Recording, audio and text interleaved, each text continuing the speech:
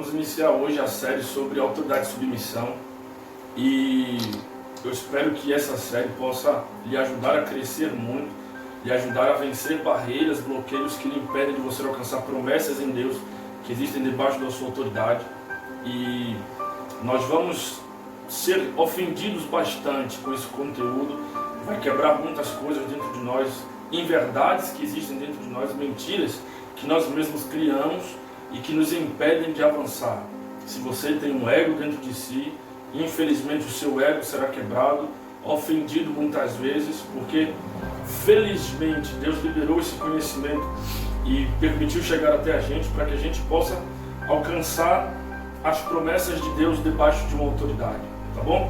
2 conselhos eu lhe dou agora. Primeiro, pegue sua Bíblia para que você possa estar acompanhando todo o conteúdo que a gente vai estar falando a partir de agora. E o segundo conselho é: pegue um caderno e uma caneta para você estar anotando tudo. Eu tenho plena certeza de que você vai amar esse conteúdo, de que você vai ser muito confrontado nesse conteúdo, e de que a partir do momento em que você ganhar esse conhecimento e colocá-lo em prática, não basta só ouvir, tem que colocá-lo em prática, você vai crescer também absurdamente na sua vida espiritual. Então vamos lá. Vamos estar falando sobre autoridade e submissão em um contexto geral. Primeira coisa, vamos buscar entender qual o modelo de governo que Deus deixou para nós, e através de entender o modelo de governo, podemos entender como funciona a autoridade e hierarquia dentro desse governo e como devemos nos submeter debaixo da autoridade de Deus e dos seus líderes que Ele instituiu para nós, sobre nós, para que possamos nos submeter da forma correta, nos comportar da forma correta, tá certo? Vai pegando sua Bíblia, pega o seu caderno e vamos entrar agora nesse conteúdo. Primeira coisa que a gente vai falar é sobre esse modelo de governo. O modelo de governo que Jesus instituiu foi o modelo de reino. Ele veio e disse: é chegado o reino de Deus. Em outro dia, em outra série, a gente vai tratar sobre o conteúdo reino, a gente vai discorrer mais sobre esse assunto, até porque é uma dúvida sobre esse conteúdo, sobre quando é o reino, se o reino está, se o reino será, se o reino é e será. Esses são assuntos para outra série, mas nós agora vamos focar só no modelo de governo. Jesus ele vem e estabelece esse modelo de governo, reino. E quando ele estabelece o reino, ele tem um tipo de governo em mente, que é essa ideia monárquica. E o reino ele tem alguns inimigos. O principal inimigo do reino é a democracia. Por que a democracia? Porque a democracia é o outro extremo do reino. Enquanto o reino está em um extremo, a democracia está em outro extremo. Como funciona isso? Por exemplo, dentro da democracia, tudo é feito através de eleição, através de votação, e a vontade comum, a vontade do povo, a vontade de todos prevalece.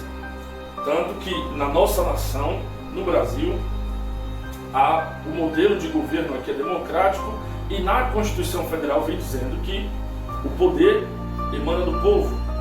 Antes de continuar todo esse assunto, eu quero lhe deixar aqui 2 dicas. Todo esse conteúdo, além das Sagradas Escrituras, que Deus nos permitiu alcançar esse conhecimento através da Bíblia, a gente teve alguns auxílios através de alguns escritores muito bons. Eu quero aconselhar esses livros a vocês. O primeiro livro é esse, que é Os Caminhos Sobrenaturais da Realeza, de Chris Vallotton e Bill Johnson.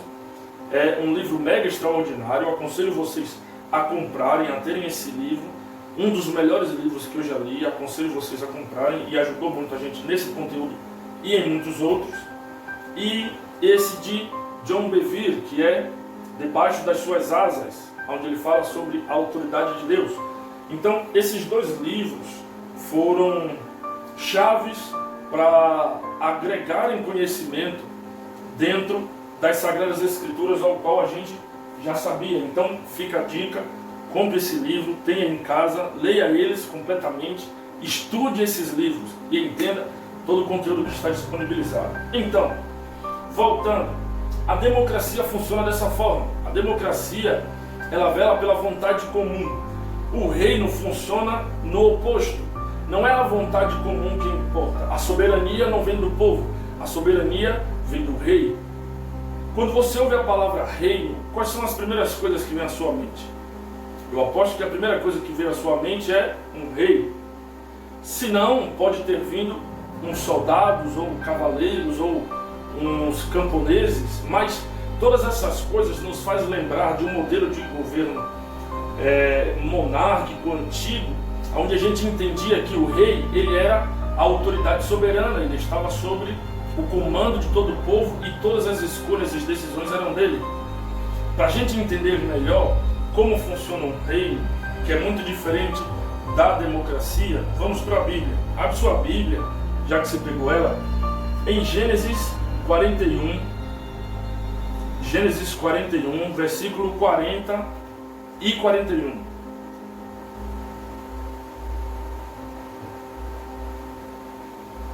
Equipe técnica, daquele jeito ativa. Só uma parte. Gênesis 41, 40. Vamos lá para a leitura. Você terá o comando de meu palácio, e todo o meu povo se sujeitará às suas ordens. Somente em relação ao trono serei maior que você. E o faraó prosseguiu: entrego a você agora o comando de toda a terra do Egito. Observe uma coisa, aqui esse texto está falando sobre José. Lembra de José? José do Egito, que contou o sonho aos seus irmãos o odiaram, venderam ele como escravo. Ele foi como escravo para o Egito, chega no Egito, ele é comprado por Potifar, trabalha na casa de Potifar, é injustiçado, vai para a prisão, na prisão faz 2 amigos, um morre, o outro volta para o palácio, e no palácio, o amigo que ele fez na prisão fala para o rei que existe alguém na prisão que sabe revelar sonhos. O rei teve um sonho, precisa que alguém revele. José chega até o rei, revela o sonho que ele teve, diz qual é a interpretação do sonho e qual a solução do sonho.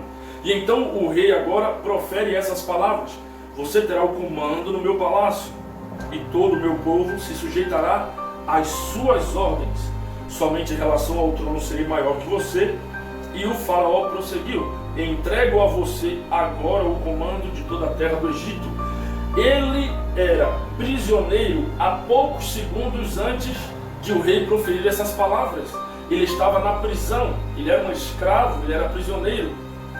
3 segundos após as palavras de Faraó, ele acaba se tornando o segundo no comando de toda a terra do Egito.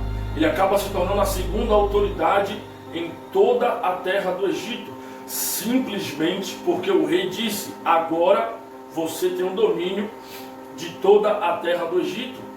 A partir das palavras do faraó, do governante, ele agora é a autoridade. Então podemos entender que dentro de um reino, e Faraó mostra isso de uma forma maravilhosa e bem clara, dentro de um reino, a palavra do rei é soberana. Se a palavra do rei é soberana, ele não precisa da opinião do povo para selecionar alguém para ser isso ou aquilo, ser uma autoridade, para ser um soldado ou para ser qualquer outra coisa que o rei queira. O rei, ele faz ou ele desfaz qualquer ordem a hora que ele quiser. Ele é a autoridade soberana. Outro exemplo que a gente tem disso é em Daniel. Pega sua Bíblia, abre em Daniel, capítulo 2, versículo 48 e 49, a gente vai ler. Daniel 2. Daniel 2, 48 e 49. Olha o que está escrito.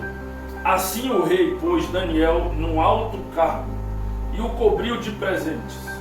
Ele o designou governante de toda a província da Babilônia e o encarregou de todos os sábios da província.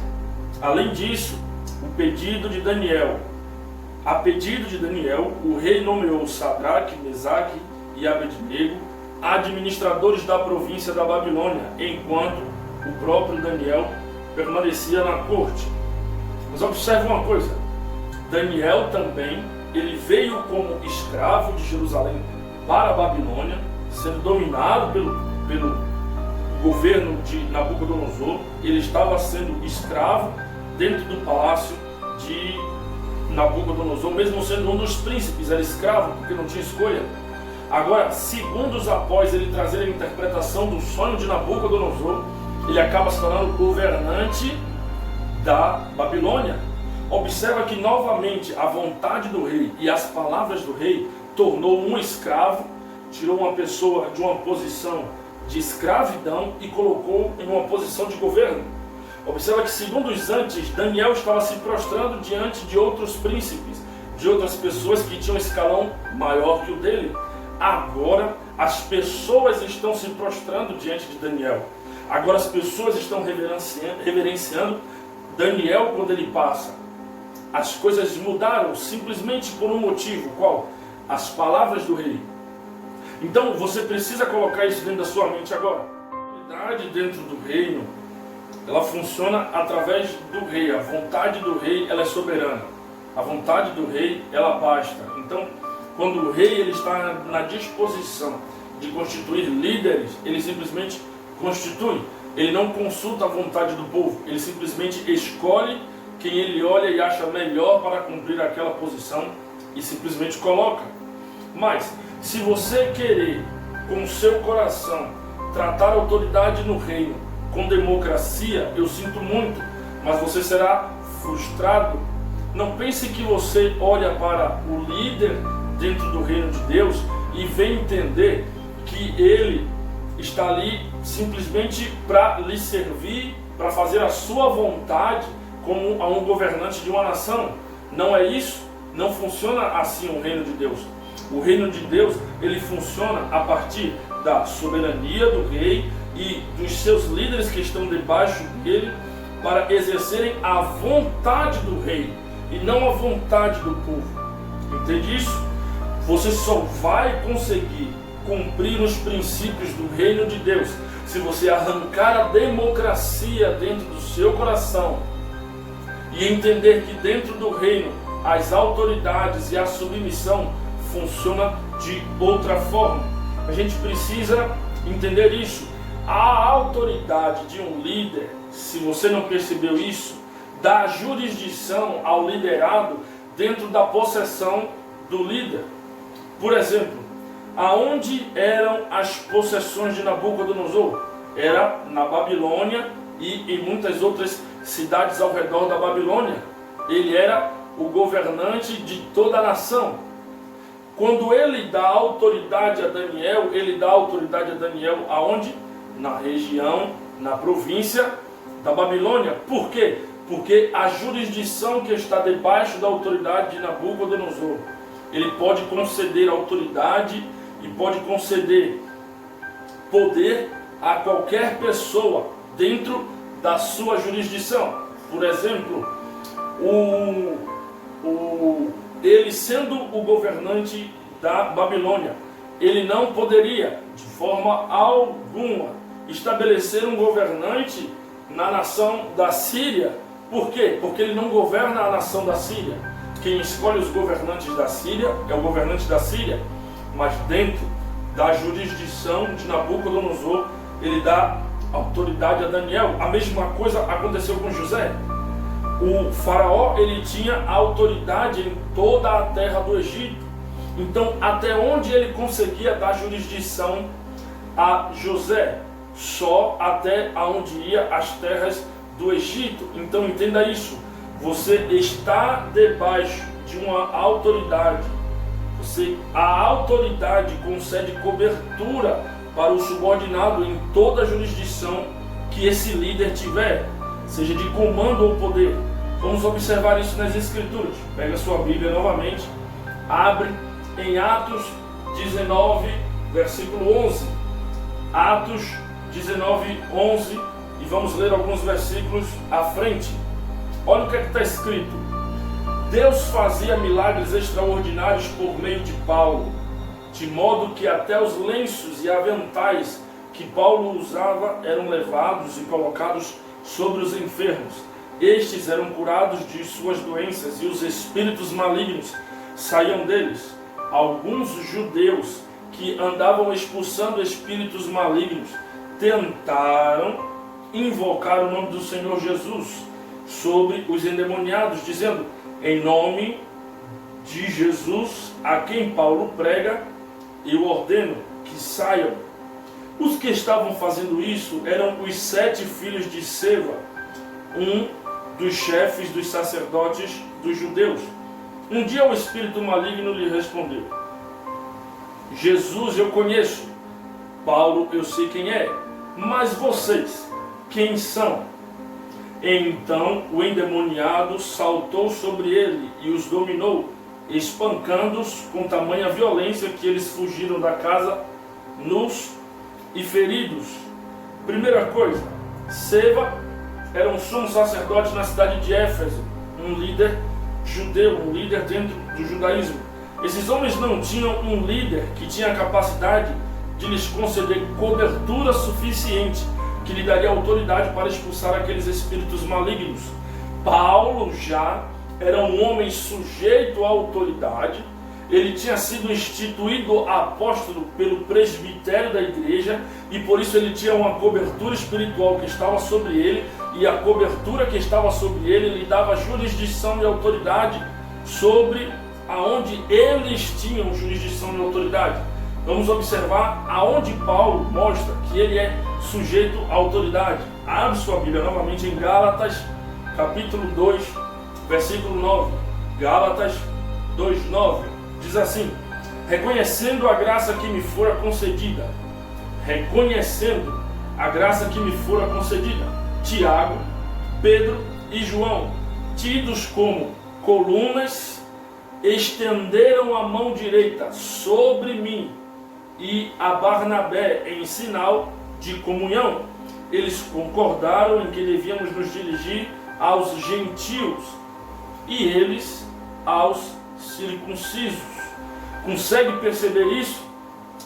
Eles estão em Jerusalém, Paulo e Barnabé, e foram lá para conversar com os líderes da igreja de Jerusalém, os primeiros líderes da igreja de Cristo. E eles foram lá, contaram tudo o que estava fazendo para conferir aos líderes que vieram antes deles e que cobre agora toda a igreja, para conferir a eles o que estava acontecendo e o que Deus estava fazendo através deles. E agora, sob uma posição de autoridade, eles colocam a mão sobre Paulo e Barnabé, liberando eles para que continuem pregando para os gentios. O que a gente pode perceber com isso? Por exemplo, imagina um agente secreto. Um agente secreto de uma nação infiltrado em outra nação.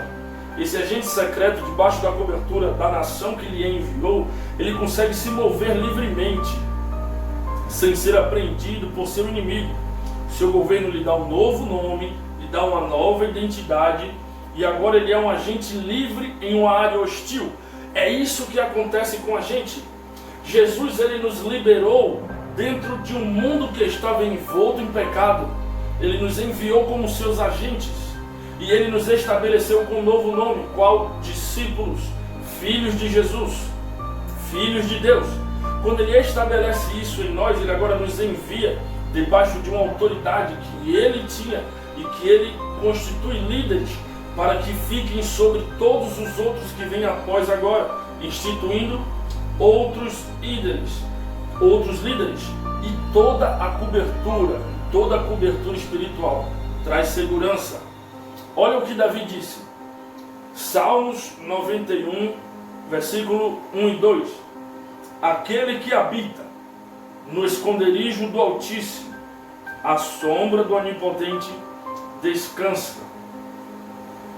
Tu és o meu refúgio, pode dizer ao Senhor, e a minha fortaleza, o meu Deus, em quem eu confio.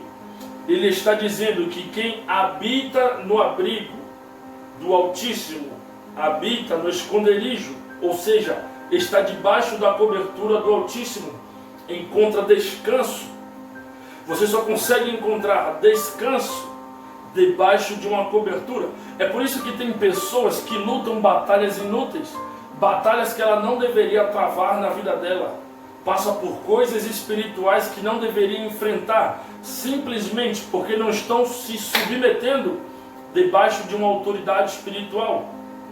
Eles podem até estar em uma igreja, eles podem até frequentar uma igreja e congregar uma igreja, mas submeter-se a uma autoridade é muito diferente do que simplesmente congregar em um lugar. Quando eu me submeto à autoridade, eu me coloco debaixo da segurança daquele líder. Eu caminho eu caminho dentro da jurisdição desse líder e eu agora o considero e respeito como autoridade instituída por Deus sobre a minha vida. Então, se eu entender como funciona a cobertura, como funciona a autoridade dentro do reino de Deus, eu vou encontrar descanso de muitas batalhas que eu não deveria estar lutando. Vamos observar isso. A cobertura pode ser usada em várias situações. Na sua forma mais simples, poderia descrever uma pequena criança aninhada no calor e na proteção de um cobertor, ou atrás da figura protetora de seu pai. Imagina uma situação de perigo. E quando nessa situação de perigo, o que é que geralmente uma criança faz? Ou ela corre e tenta ser pega pelo pai, ou ela corre e se esconde debaixo do pai. Então, ela se escondendo debaixo do pai ou atrás de um pai, o que é que ela está fazendo? Ela está entendendo que aquela pessoa de autoridade na frente dela tem capacidade de protegê-la de muitos males. Assim funciona a cobertura. Vamos tratar de um assunto agora de cobertura, que foi o primeiro fator de cobertura na humanidade, para a gente poder estar finalizando esse capítulo sobre cobertura e sobre a autoridade, e sobre o reino e a democracia. Vamos entender como a cobertura foi quebrada desde o início da humanidade. Vamos lá? Adão e Eva. Adão e Eva desfrutaram da segurança do jardim debaixo da cobertura de Deus. Contudo, no momento em que desobedeceram, eles se viram em grande necessidade da exata coisa que saíram da cobertura. Vamos analisar o texto. Abre sua Bíblia em Gênesis, capítulo 3, versículo 7. Gênesis 3, 7.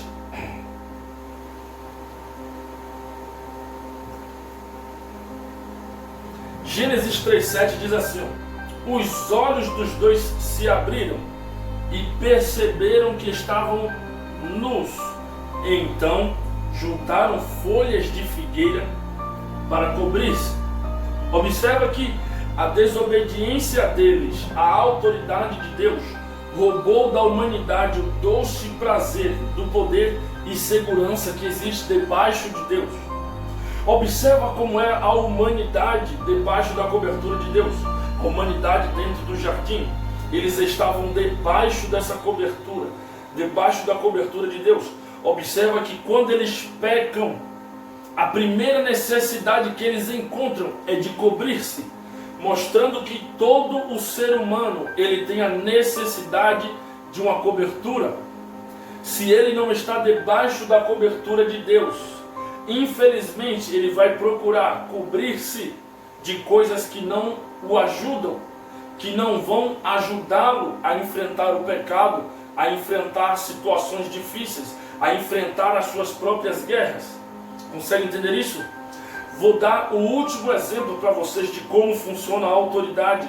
E esse exemplo você tem que observar para todo o resto da sua vida. Abre sua Bíblia em Lucas capítulo 7.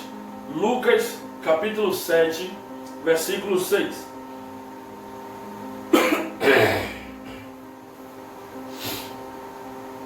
Lucas capítulo 7, versículo 6. Vamos ler esse texto agora. Jesus foi com eles. Já estava perto da casa quando o centurião mandou amigos dizerem a Jesus: Senhor, não te incomodes, pois não mereço receber-te debaixo do meu teto. Por isso, nem me concederei digno de ir ao teu encontro, mas dize uma palavra e o meu servo será curado. Pois eu também sou homem, sujeito à autoridade, e com soldados sob o meu comando. Digo a um, vá, e ele vai, a outro, venha, e ele vem. Digo ao meu servo, faça isso, e ele faz. Observa 2 pontos dentro desse texto. Primeira coisa, esse centurião, ele diz, sou homem sujeito à autoridade e tenho soldados ao meu comando. Ele está dizendo que ele só tem autoridade sobre outros soldados porque ele tem uma autoridade sobre ele que lhe dá autoridade para ter autoridade sobre outros soldados. Então entenda isso. Toda autoridade, ela necessita de uma autoridade superior. Ninguém é sozinho. Ninguém pode exercer poder sozinho, autoridade sozinho. Consegue entender isso? Ele diz isso, ele diz a Jesus, diz uma palavra, porque eu sou homem sujeito à autoridade. Ele está dizendo a Jesus, Jesus, eu sei que você também é um homem sujeito à autoridade. E eu, como homem sujeito à autoridade, eu tenho soldados ao meu comando. E eu digo a um, vá, e ele vá. O segundo ponto que você tem que observar nisso é, ele reconhece que Jesus tem autoridade sobre todo o cosmos. Ele está dizendo, Jesus, eu tenho comando sobre soldados, mas você, Jesus, tem autoridade sobre o cosmos. Então, se você lançar uma palavra no cosmos, o meu servo será curado. Não precisa o Senhor chegar até a minha casa. Se o Senhor daí onde o Senhor está disser algo, eu sei que o universo vai mover-se para trazer a cura ao meu servo. É isso que ele está dizendo. Agora você pode se perguntar, mas Rodolfo, como é que Jesus ele é sujeito à autoridade, se ele é o próprio Deus? Analise isso. João, capítulo 4, versículo 34, Jesus ele diz que ele é sujeito à autoridade. Observa, e disse Jesus, a minha comida é fazer a vontade daquele que me enviou e concluir a sua obra.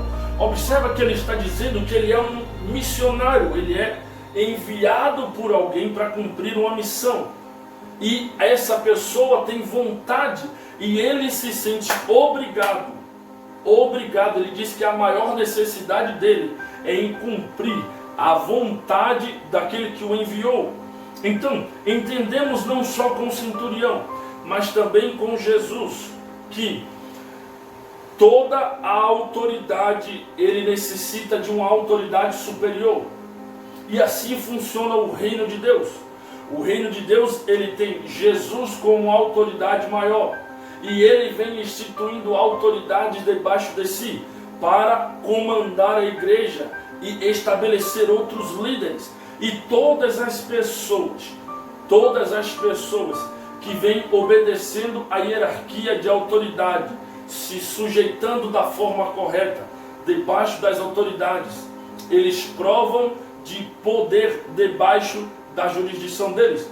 Observa o que Jesus disse aos seus discípulos, Mateus 28, 18. Então Jesus aproximou-se deles e disse, foi-me dada toda a autoridade nos céus e na terra.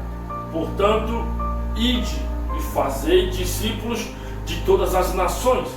Ele está dizendo isso depois de ele dizer que ele tem a autoridade nos céus e na terra. O que é que ele está dizendo? Agora que a minha jurisdição é os céus e a terra, eu posso conceder a vocês a missão de ir em todos os lugares da terra, debaixo da minha autoridade, para fazer discípulos.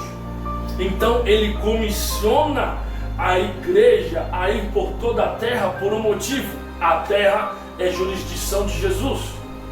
Então, finalizando agora, nós entendemos que o reino de Deus e a democracia são coisas muito diferentes. Tire o seu coração dentro do reino de Deus, tire a democracia de dentro de seu coração. Você não vai conseguir cumprir os princípios do reino olhando para dentro da igreja, para dentro do reino de Deus, com um olhar democrático. Não pense que a sua visão de que a sua vontade tem que prevalecer dentro da vontade do seu líder, porque o líder é ele, e o líder está ali para cumprir a vontade do rei, que é Jesus. Então a autoridade maior, Jesus, a autoridade que está sobre nós, o nosso líder espiritual. Então a gente precisa entender isso, e a gente precisa entender também que toda autoridade requer uma autoridade superior para ter jurisdição aonde ter autoridade, aonde trabalhar. Então deixe essas palavras e deixe esse ensinamento nortear a sua mente. Nos encontramos no próximo capítulo, aonde vamos trabalhar sobre o pecado sutil que nos impede de sujeitar-nos, de submeter-nos às autoridades. Deus abençoe.